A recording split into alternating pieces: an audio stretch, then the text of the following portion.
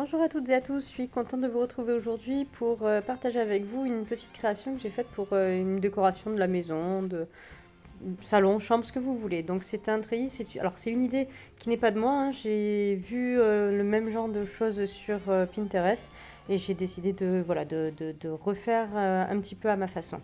Donc j'ai pris des pics à brochettes en bois. Je les ai collés donc sous forme de quadrillage, hein, comme vous voyez. Alors, des fois, c'est un petit peu difficile à expliquer, mais bon, je pense que les images parlent d'elles-mêmes. Ensuite, j'ai utilisé un genre de... Alors, c'est pas vraiment du washi tape, en fait, c'est un ruban, ça ressemble un peu à du crépon. C'est un petit peu souple, mais c'est collant derrière. Je l'avais acheté sur Craftelier, je l'ai dans un des anciens halls Craftelier. Donc c'est fait exprès pour faire de la verdure, de la végétation en fait, hein. Donc ça se prêtait très bien pour ce principe-là, pour le treillis que je veux faire, puisque je vais ensuite faire des décorations dessus avec des feuilles et des fleurs. Donc, même si j'ai collé mes bâtonnets, je renforce quand même un peu les croisements avec ce scotch, on va dire, de marquage vert. Alors, c'est pas du scotch de marquage, hein, c'est véritablement exprès pour faire, pour représenter de la verdure. Donc, je tourne un peu en dessus, en dessous. Le ruban s'étire, donc du coup, ça me permet de pouvoir voilà, le passer à différents endroits. Et ça permet de bien consolider tout ça. Donc je fais ça sur 4 croisements au total. Ça me permet de bien consolider la structure. Et ensuite, j'ai envie de rajouter des petites bandelettes, mais très très fines, à quelques autres endroits sur le treillis.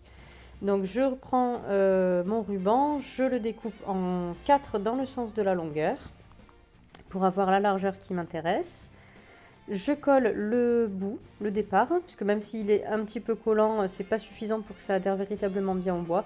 Donc je renforce avec un petit point de colle au début et à la fin de mon ruban.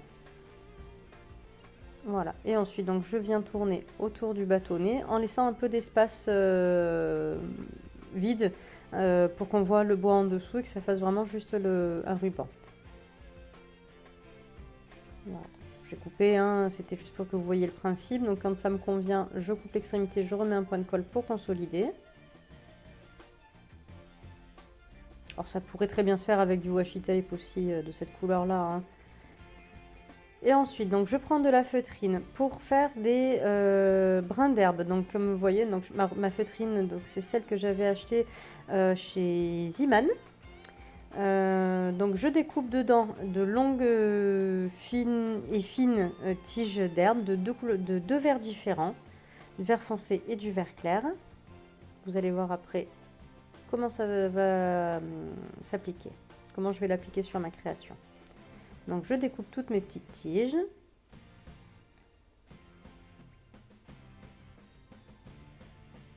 Un peu de taille, de longueur, de formes différentes, pour pas que ce soit trop uniforme. Je fais également avec des dies de branches quelques découpes dans de la mousse verte. Alors j'avais du vert très foncé, du vert clair, il n'y a aucune des deux couleurs qui me convenait. Donc finalement j'ai pris la mousse vert clair et vous verrez après donc ce que je fais pour la foncer un petit peu. Donc elle est vraiment la couleur dont j'avais envie. Alors la mousse se découpe vraiment très très bien dans la machine de découpe, hein, il n'y a aucun problème. Ça s'écrase bien et ça se découpe bien.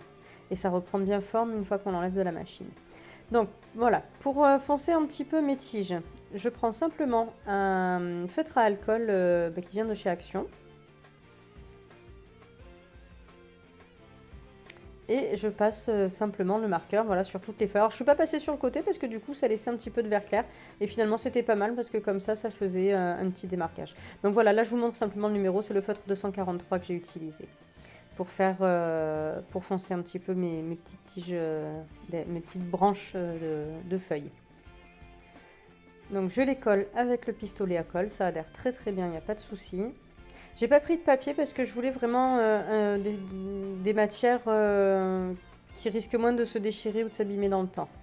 Donc c'est pour ça que j'ai utilisé que des matières, de la mousse essentiellement en fait, et pas de la feutrine et pas de papier. Donc ensuite, donc les petites tiges d'herbe que j'ai découpées. J'ai pris un rectangle de ben voilà, je perds encore mes mots. Un petit rectangle de feutrine sur lequel je viens coller mes petites tiges d'herbe. Donc j'alterne des foncées et des claires, des grandes et des petites. Je viens vérifier de temps en temps sur mon travail la place que ça prend pour voir si je continue d'en coller ou pas.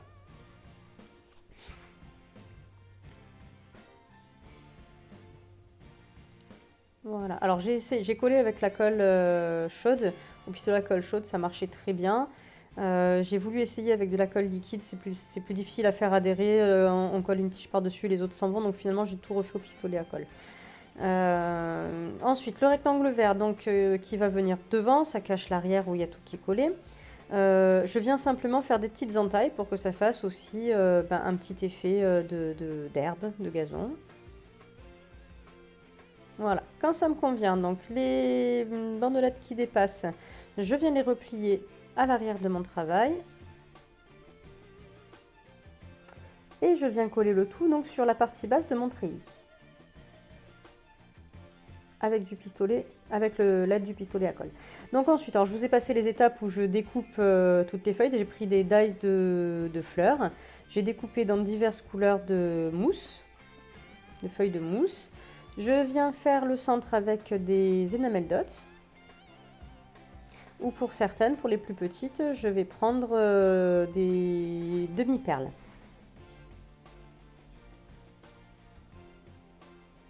Voilà, j'enlève les petites bulles d'air avec l'aide de mon pic. Voilà, je reviens jusqu'à ce que la taille me convienne. Je change de couleur pour adapter en fonction de la couleur de la fleur. Pour les toutes petites fleurs, donc c'est là où je suis venue coller des demi-perles.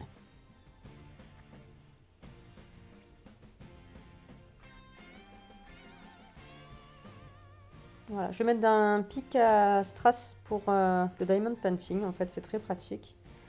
Et donc je viens prélever ma petite demi-perle et je la pose simplement sur le point de colle que j'ai mis au centre de la fleur et je fais pareil pour toutes les fleurs. Ensuite donc je viens les disposer sur mon treillis pour voir à peu près comment les positionner. Une fois que tout me convient, je viens simplement mettre un petit point de colle chaude derrière pour les fixer sur mon support.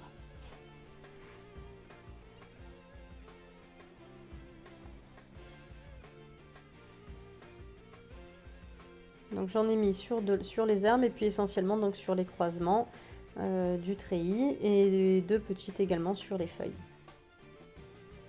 Ensuite, donc pour le haut de mon treillis, alors j'ai découpé dans du papier irisé un papillon avec la forme pleine. Par-dessus, c'est un vieux dies d'action où il y avait le papillon et puis le contour.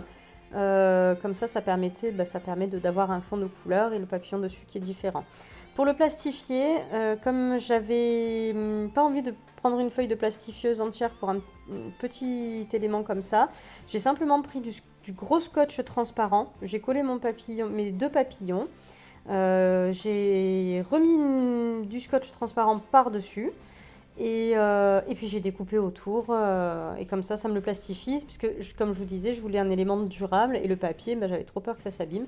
En le plastifiant du coup comme ça permet de pouvoir le conserver en meilleur état.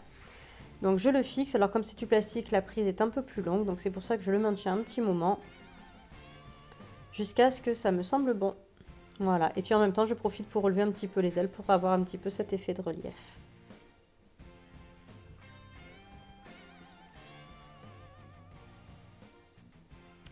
Voilà, c'est à présent terminé. Donc, je vous mets deux petites photos pour vous montrer ce que ça donne une fois posé.